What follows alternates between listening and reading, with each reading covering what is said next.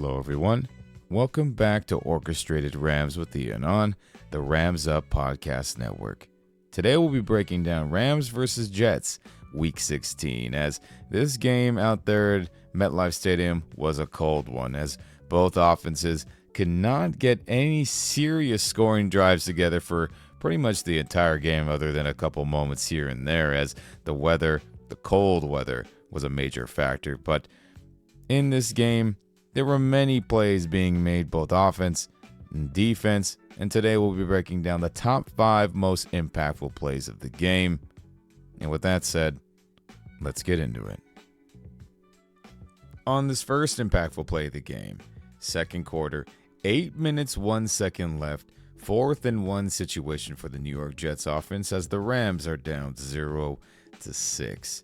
And on this 4th and short, the Jets decide to run running back isolation, which is a type of run play where you want a fullback or some type of lead blocker on that run play to be one-on-one blocking a linebacker, an inside linebacker.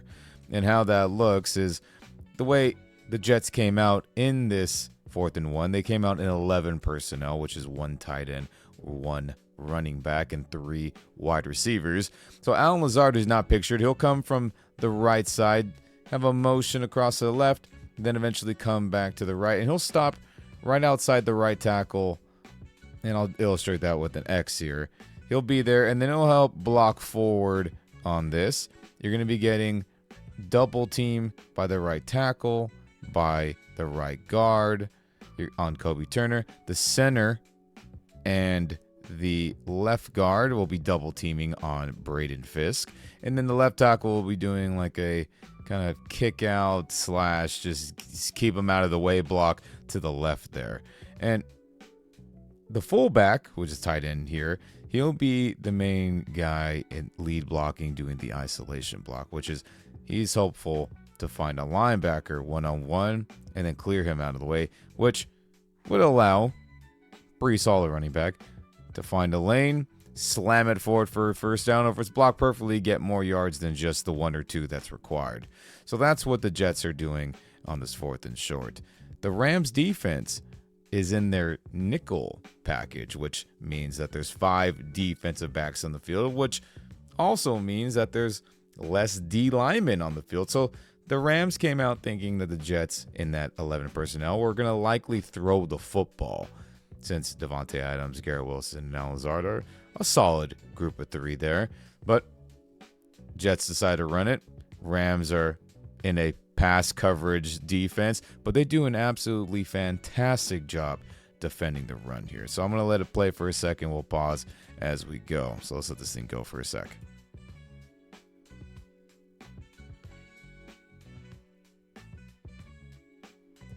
Okay, right here. 2 things huge, or really 3, that happened immediately that we have to talk about. Number 1, just off the bat, Allen Lazard circled here is really not even blocking anybody. He's just pushing on the back of his teammate there, the right tackle. So that's very questionable there, number 1. Number 2, that is incredibly massive, is that Braden Fisk circled here. He does an absolutely fantastic job beating the double team. As you can see, the center has a bad angle on him.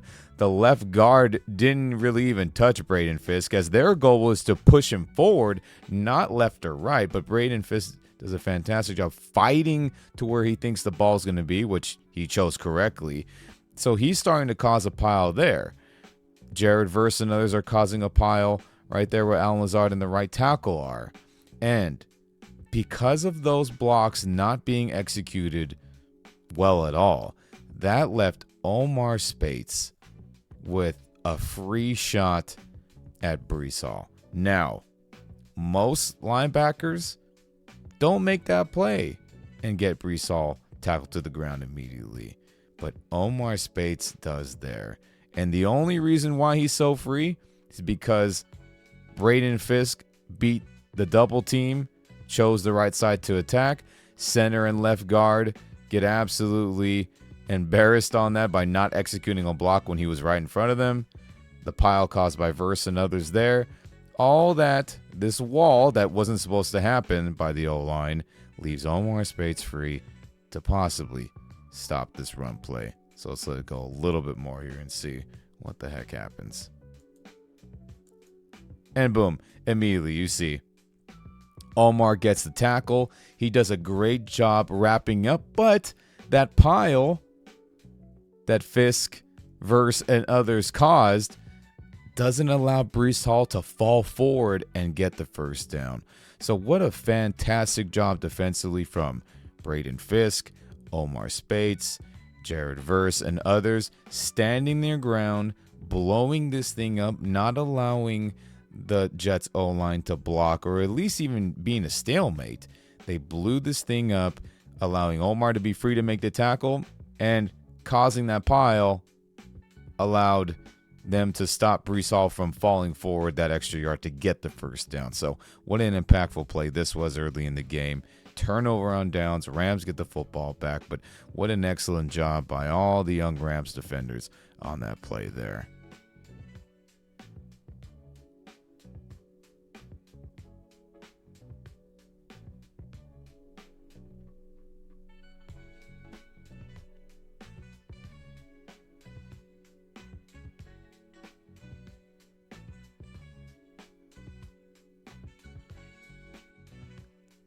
On the second impactful play of the game, third quarter, 5 minutes, 19 seconds left.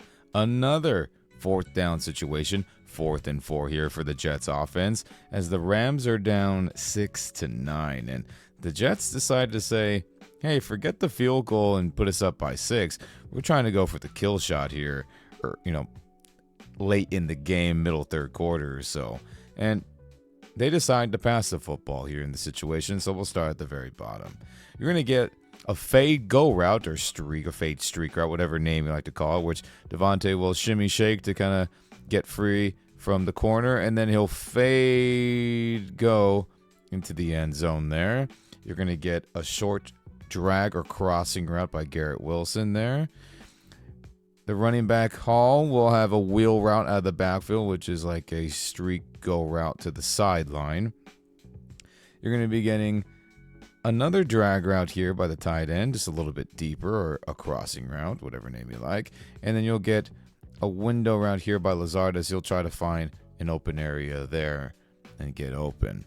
And that's what the Jets are doing on this 4th and 4. Defensively, the Rams are in their dime package, meaning that they have 6 defensive backs on the field. And out of this look, I believe that they're running combo coverage. So I believe they're running man on one side, and then everyone else is running cover 6, which is, if you split the field up into halves or quarters, half of the halves, it means that 2 people have deep on one side. So they're splitting up that field, and then 1 defender has deep on the entire other half, with everyone else zone underneath. So that's what cover 6 is. Kind of half the field looks like cover 2, right? 1 person deep on one side. The other side looks like half cover 4, which would be 2 people guarding deep on the other half of the field. With, again, the combo coverage, meaning that they're playing something else on the opposite side, which I believe is man-to-man there. So that's what the Rams defense is doing out of this dime package. Man on one side, cover 6 on the other, what I believe. So let's let this thing go here and see what happens. So Rodgers immediately says, oh, Devontae Adams one-on-one. I'm throwing the fade go route right there, which doesn't even really allow anyone else to develop their routes fully. As you can see, guys are barely 5 yards, into their routes. Garrett Wilson's barely starting to run that way, run to the inside on his crossing route. The tight end is barely starting to run his. Alan Lazard is barely finishing the end of his window stop route. Brees Hall's barely getting to his wheel route. But Rodgers said, I'm throwing to the end zone here to Devontae, who is a fantastic, fade catch receiver, if you want to call him that. And he takes that chance saying, I trust my guy to win on one-on-one. So let's let it go a little bit more and see what happens. Akello Witherspoon, number 4, who had been not playing very much, with Kobe Durant and Darius Williams having some good moments throughout the weeks, but Kobe Durant had been injured, been out of the lineup, and Okello had filled back in and been playing good football for the most part, but he plays this beautifully. He stays on the inside hip pocket of the receiver, which is a saying that defensive back coach like to say, hey, if you are hip and hip with the receiver, then he shouldn't be open.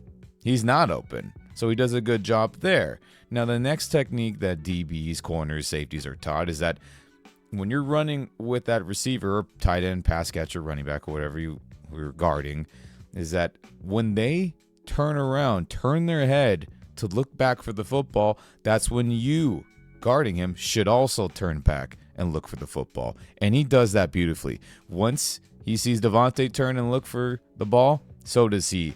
But because he played good, ran with Devontae well, stayed on his hip pocket, he's able to locate the football, make a play on it, and get a huge stop for the Rams on this 4th and 4 situation. So let's let it play a little bit more here. Boom, you see right there.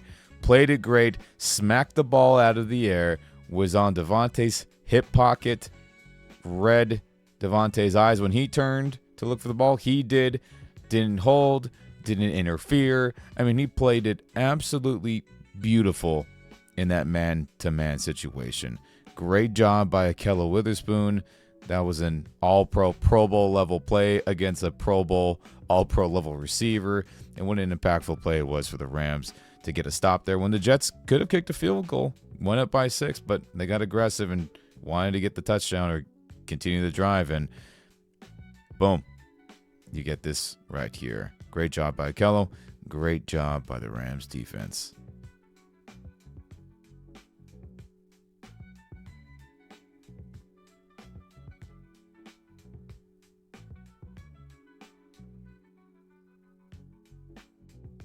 On his third impactful play of the game, 4th quarter now, 11 minutes, 53 seconds left. 3rd and 7 situation for the Jets offense as the Rams are tied up 9-9. And on this 3rd and long, the Jets decide to pass the football. So we'll start at the very top. You're going to get a streak go route there by Lazard. Devontae Adams going to have a quick little speed out, which is, plant your foot in the ground immediately to where you're supposed to break and run your route. So he's going to do that quickly. Breece Hall, the running back, is going to stay home and pass block. The tight end here is going to have a deep kind of stop window route, and window route meaning that in that stop, curl, whatever you want to call it, he's going to find an open window, quote unquote, which is find an area between 2 defenders that they're not guarding. And hopefully Rodgers also sees that window and can throw it to you there. And Garrett Wilson will have the same thing, just a little bit shorter in the middle of the field, and he'll have that same kind of stop curl window route as well. So that's what the Jets are doing on this 3rd and long situation. Defensively, the Rams are in their cheetah dime package. The cheetah part meaning that they have their fastest pass rushing group possible. 2 D tackles, Braden Fisk, Kobe Turner.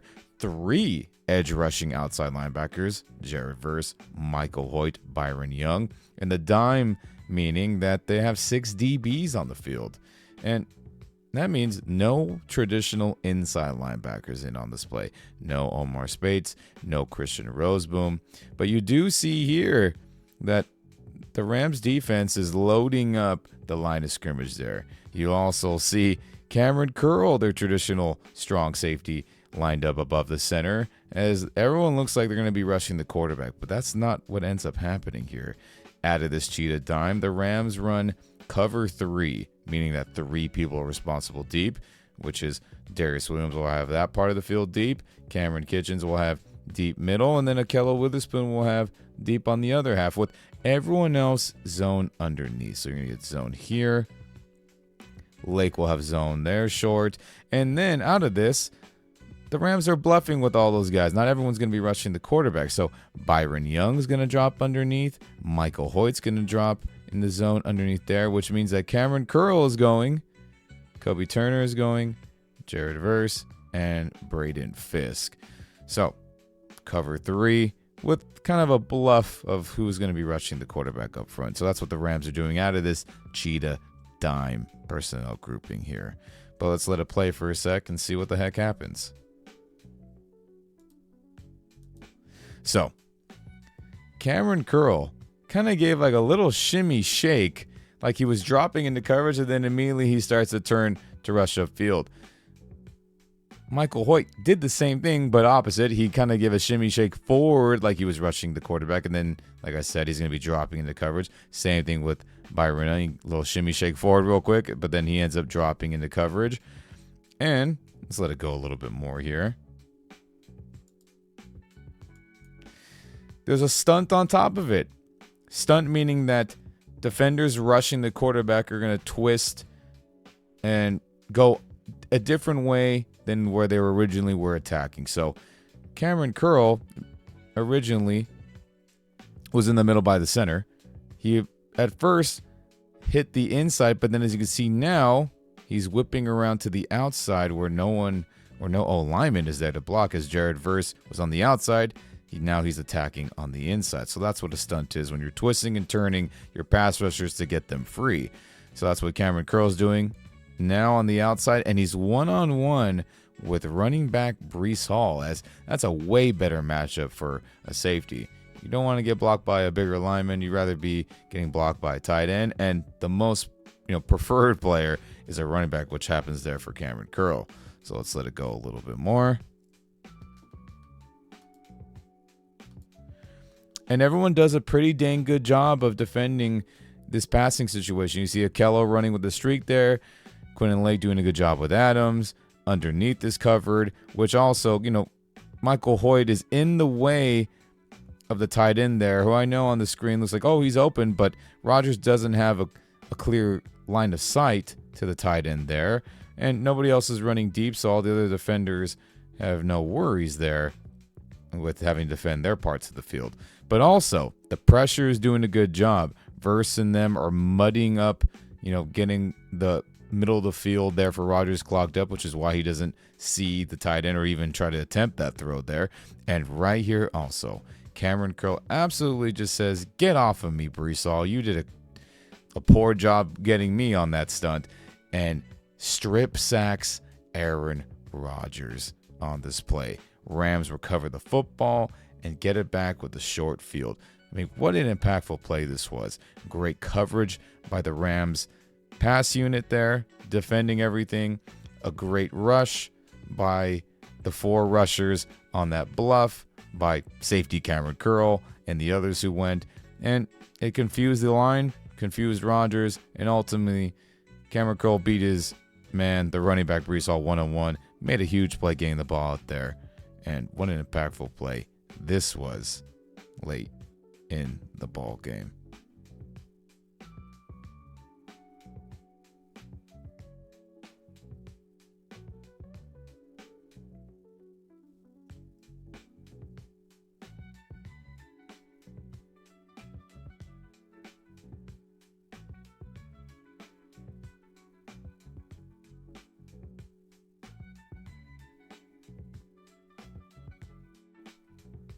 On this fourth impactful play of the game, fourth quarter, 10 minutes, 18 seconds left, 1st and 10 situation for the Rams offense, as the Rams are still tied up 9-9.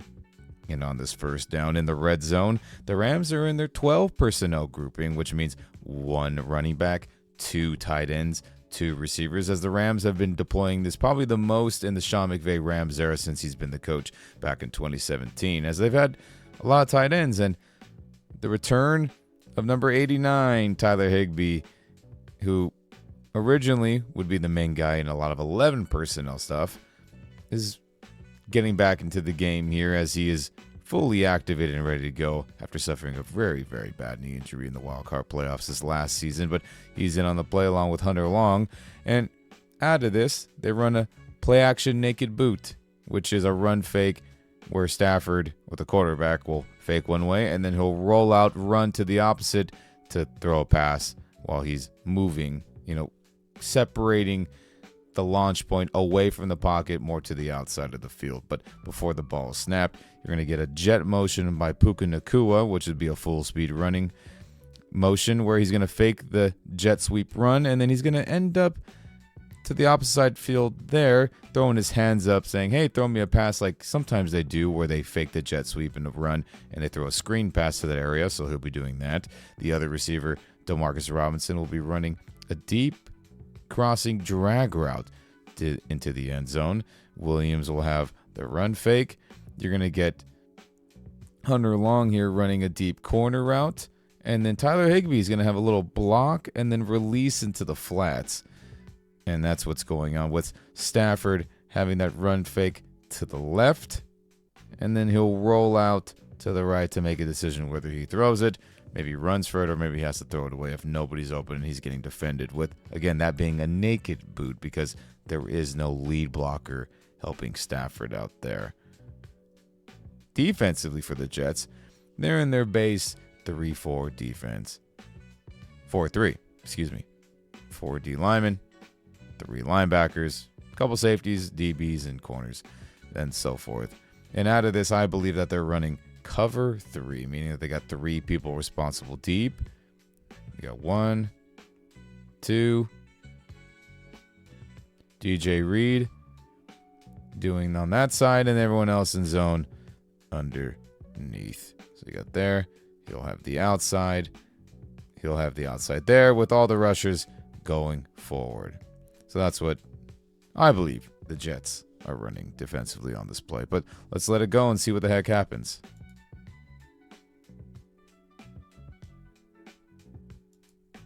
And boom. The run fake was fantastic as the jet motion got defenders to freeze up for a second.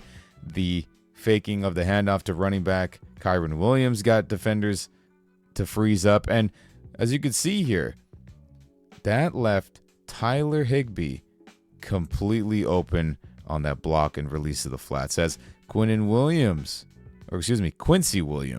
was supposed to have that short area, but because he got faked out, he's not over there in his responsibility, which allows Stafford just make an easy read and say, oh, I want to throw that to number 89, Tyler Higbee, to get his first catch of the season.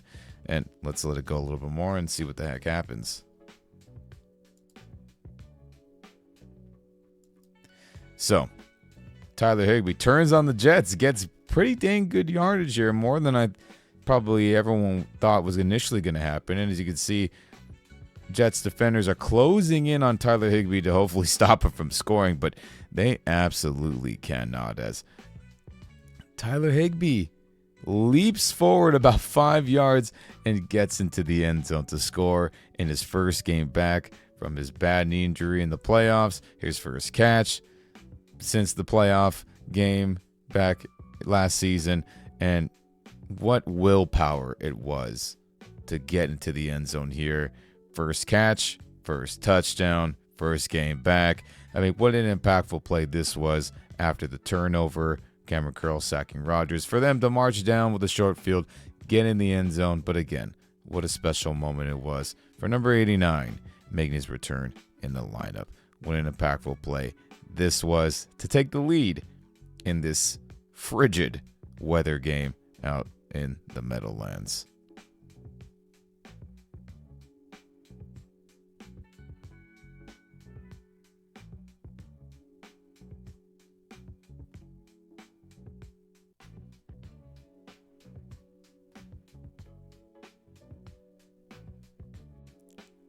On this fifth and final impactful play of the game, fourth quarter, 8 minutes 27 seconds left, 4th and 4 situation yet again for the Jets offense, as the Rams are up 16-9 at this point in the game. And the Jets have been going for it many a times on 4th down, trying to sustain drives, add to possible leads that they did not get, and possible drives where they were trying to just keep up, and they're doing the same thing here. And on this play, they decide to pass the football. So we'll start at the top. Garrett Wilson's going to have a quick little motion closer to Davante Adams. Once he gets to his spot there, he'll have a little speed out route. Davante will have a short little stop route or curl comeback route, whatever you like to call it. Breece Hall will run to the flats. You're going to get this tight end here running a post. And then you're going to have the opposite receiver there also run a stop route. A little short to the middle outside of the field there. That's what the Jets are doing on this 4th and 4 situation. Defensively, the Rams are yet again in their cheetah dime package, where they have their fastest pass rushing unit with the 6 DBs, no traditional inside linebackers. And out of this, as you can see, the Rams out of this cheetah dime always like to play around with how they're lining up. Who's going to be rushing the quarterback and who is not. As you can see, many players are bunched there to the right top of the screen. Other players are playing very off from the football, as those are the mind games that go on against opposing offenses to possibly and hopefully confuse them, get them to screw up assignments, screw around with the quarterback and what he's seeing before the ball is hiked. And that's what the Rams like to do out of the cheetah dime. So, out of this, I believe they're running combo coverage, where they're going to be man here on the outside with Garrett Wilson and Devontae, and then everywhere else they're going to be running cover 2, meaning that 2 people are responsible deep, which will end up being Darius Williams there. And then Cameron Kitchens up top there with Byron Young not rushing. He's going to bail back. You're going to get this other player there down here. And then you're going to get the safety coming down, guarding short there. So they're kind of switching roles, where the safety's going to come down, the corner's going to bail back. But at the end of the day, cover 2, combo coverage with man at the top out of the cheetah dime with Michael Hoyt playing around, rushing. He'll be rushing, and then you'll get rushes all from there. But let's let it play and see what the heck happens.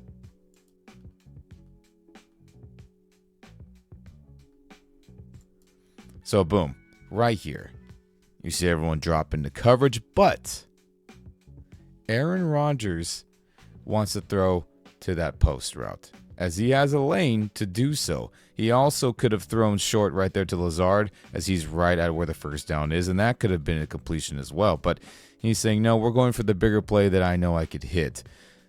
But Darius Williams, who was responsible for that deep part of the field there in this kind of combo coverage cover 2, with again man being on the opposite side, he makes an incredibly smart football play, as he says, forget that area.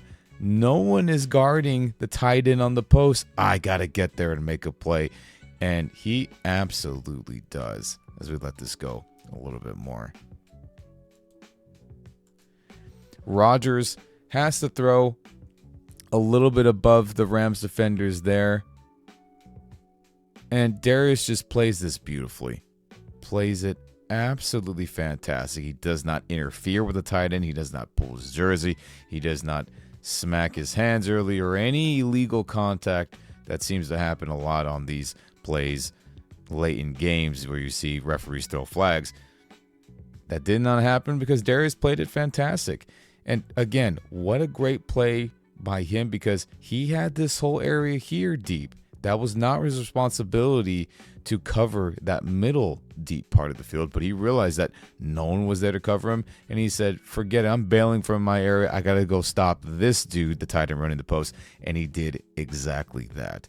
What an impactful play this was on 4th down to yet again stop the Jets offense from converting. And after this, the Rams were able to extend their lead, and the Jets really never had a serious chance to win the game after that, as they had their chances but cannot get anything going offensively. But credit to this Rams defense in a frigid cold weather game, as the defense stepped up time and time again to lead this team to get a victory out in the New York, New Jersey area. What a great play this was by Darius Williams, and Rams win ultimately after this.